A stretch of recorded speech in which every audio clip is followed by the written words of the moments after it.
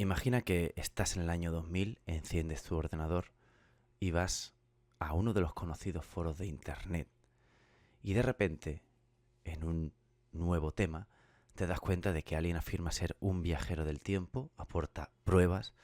motivos e incluso fotos. Vamos a echarle un vistazo a John Titor.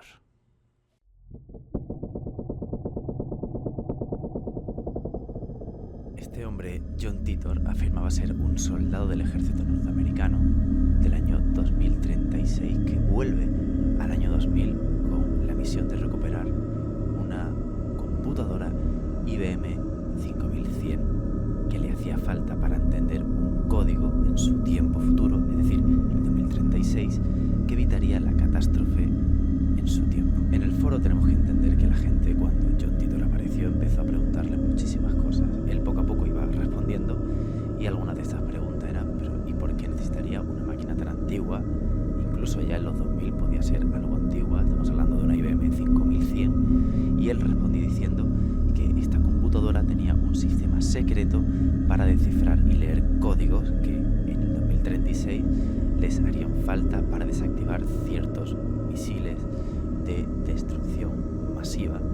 que se lanzarían en contra de la humanidad. La gente obviamente empieza a preguntar a John Titor cómo sabe esto, que aporta algún tipo de prueba, así que él se limita a decir que en el 2004 va a haber, recordemos que estamos hablando del 2000 cuando él entra en el supuesto foro,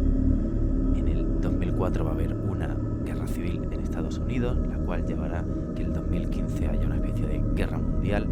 y que las naciones se destruyan, todo el mundo se autodestruya en sí, básicamente. Así que Estados Unidos selecciona un grupo de gente para entrenarlos y así poder viajar en el tiempo, conseguir la IBM 5100 y así poder llevar al futuro para leer una serie de códigos especiales, los cuales desactivarían esas armas de destrucción masiva. Realmente todo esto se empieza a liar un poco cuando pasan esos años 2004-2015. Hay que decir que John Titor surgió a partir del 2000, hizo alguna que otra aparición, si no recuerdo mal, en el 2002 o el 2004, apariciones esporádicas,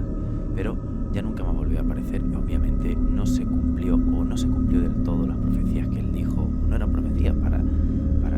su mente eran reales porque según él lo había vivido, pero nunca llegó a haber una guerra civil. Lo que sí hubo fue una inestabilidad política en el mundo y ahora estamos viviendo una serie de guerras que quién sabe puede llegar quizás a más. No pasó el tiempo y John apareció después de unos cuantos años en el foro. Después ya dejó de aparecer, nunca más se supo de él. Él explicó por qué ciertas profecías que él había hecho no se habían cumplido, y es que según él la máquina hacía ciertos desajustes en las líneas temporales, con lo cual cuando él hacía saltos temporales no siempre seguían en la misma línea de tiempo, es decir, estaba en la misma Tierra con los mismos tipos de gobernantes y de gobierno, pero con ciertas variaciones en la realidad. Así que eso explicaría, según él, por qué ciertas cosas pasarían o habían pasado y otras nunca llegaban a pasar o nunca pasarían.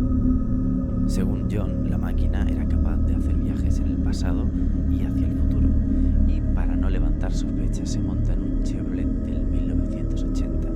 pensando en su época que, según el estudio del mercado, Chevrolet siempre va a estar presente en todas las edades o las épocas, con lo cual llevar un Chevrolet del 1980 se seguiría considerando como llevar un clásico y no llamaría tanto la atención. Así que sí,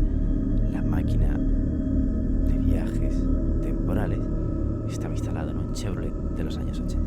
Era una unidad la cual contaba con 4 cilindros y en cada cilindro habían unos micro agujeros negros, los cuales crearían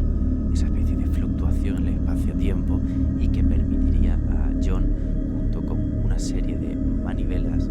y de ajustes muy precisos según él, hacer varios saltos temporales. Pero como sé que lo que más os interesa son las fotos,